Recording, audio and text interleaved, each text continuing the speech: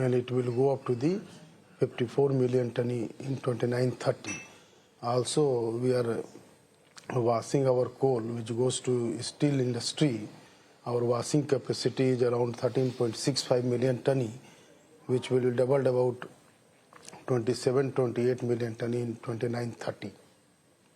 Just to get an idea of it, sir, in the first half, your revenues were slightly lower versus year on year. What was the reason for that? Mr. Mukesh Agarwal, if you can. Actually, revenue dip होने के दो reason थे first half में. Yes. First half में revenue dip होने के दो reason थे. एक तो e-auction premium कम था और international prices कम थी और दूसरा है कि heavy monsoons की वजह से production desired level पे नहीं achieve हो पाया था, तो which has led to the reduction in the revenue in the first half. Sir, how do you look at volume growth for you on a year-to-year basis? Because there are targets that has been set by the company and the ministry for production of coal and coking coal from Coal India. What is the kind of targets that you are working on?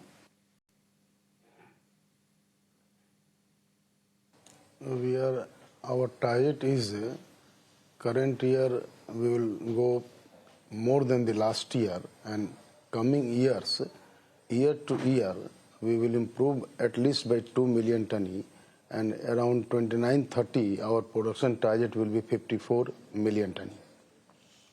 I'm saying to meet the 2030 target set by Coal India and by the government, what is the kind of capex that you will be putting in?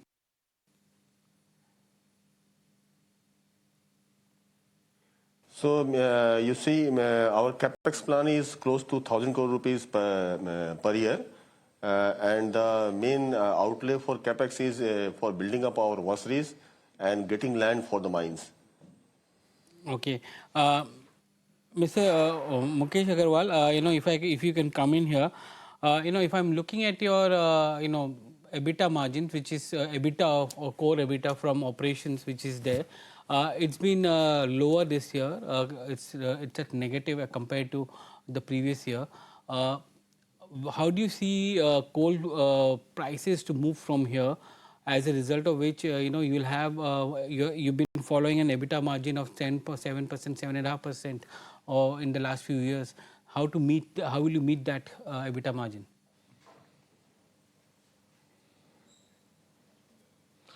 Actually, the first thing we should understand that the coal industry, where the fixed expenses are around 65 to 70%, variable expenses are only 20-25% expenses are there.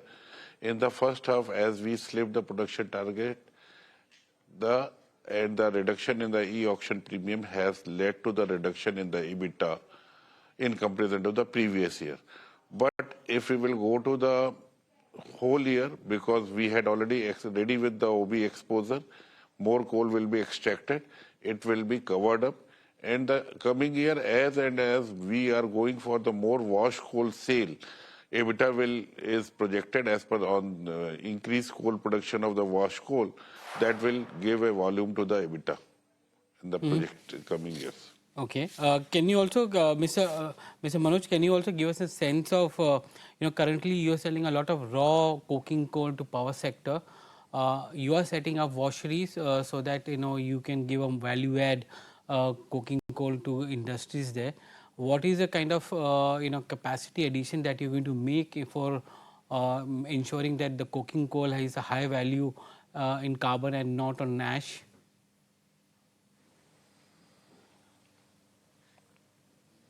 Yes, I have already told our production is around 40 million ton, and our washing capacity, we are having 5 washeries of a capacity 13.65 million ton, and we are introducing 3 new washeries. One is going to start this month, Bhojudi washery, and another 2 will be in 26-27 and 28-29. Its capacity will be around doubled from 13.65 million ton to around 27-28 million ton, and that way our washing capacity will increase, our clean coal will increase, it will reduce the import of the coking coal, and it will strengthen our steel industry. So Mukesh Agarwal, if that happens over the next few years, what is the kind of EBITDA margin gain that you have because of that? We had projected 35,000 in 26-27 and onwards. It is going up to the 40,000 crore rupees EBITDA we had shown. The 3,000 crore to 4,000 crore rupees EBITDA we had projected. That would be the increase in EBITDA because of the shift from raw coking coal to washed coking coal. Yes. Okay. The increase in the EBITDA is become three-fourths with the washing of the coal. Mrs. Sanjay Singh, I just wanted to get an idea of the kind of production which is there because you handle the technical part of it. How many more, mines are you going to open over the next 5 years? And what is the kind of, Mr. Agarwal spoke about the fact that how output is going to increase, but can you also give us a sense of how, the production is going to get ramped up in various mines over a period of next 5 years?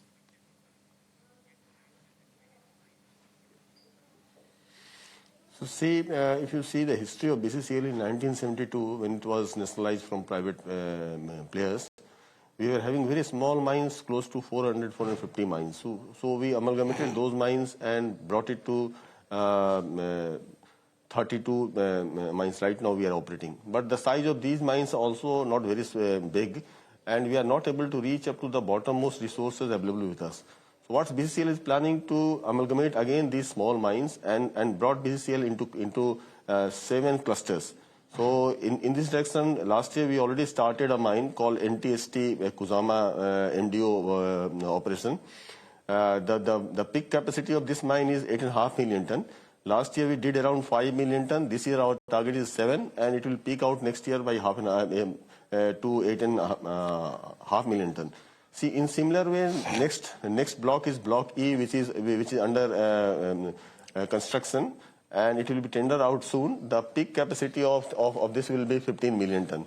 So in this way, by 2030, the BCCL will be having 7 very large mine with a potential capacity of 100 million ton, and our output will be close to 54-55 million ton, which our CMD already explained you. Mr. Agarwal, Mr. Manoj Agarwal, if you can also give us a sense of, you said that washing of coal will ensure that you'll be able to be Atmanirbhar and replace some of the imported coal. What is the kind of replacement that you're trying to or quantum of replacement that you're trying to do, and what is currently the pricing of imported coal versus the coal that we are selling through e-auction?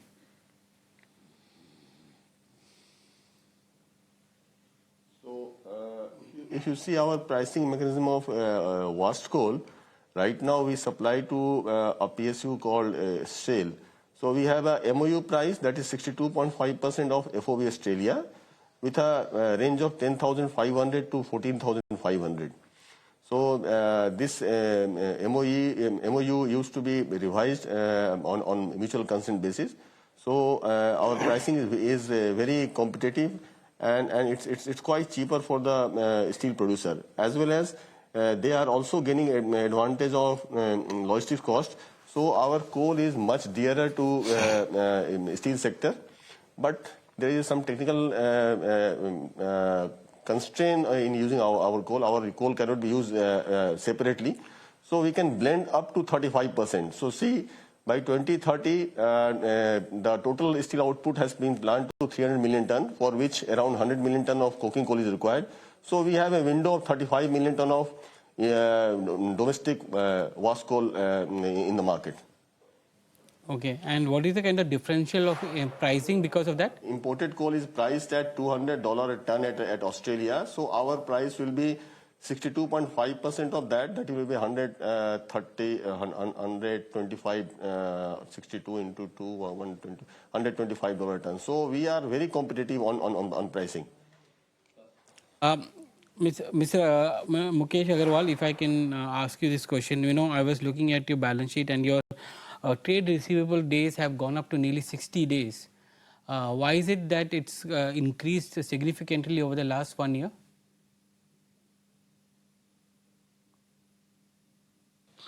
Actually, as I already pointed out, the number of days works out on the basis of the two reasons. Some of the utilities could not pay on timely. That has enhanced the debtors. When we are working out the number of days, because this year's sale has reduced, revenue from operation has reduced on account of the two things. Number one, the less production and the less e-auction premium. So denominator has reduced, so which has led to the increase in the number of days. So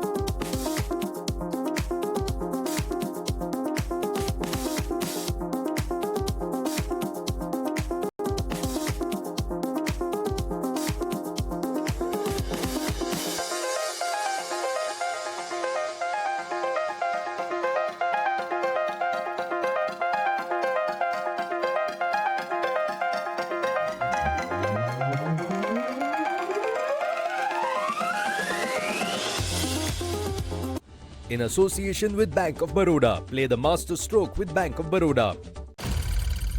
Deep dive, the story behind the numbers.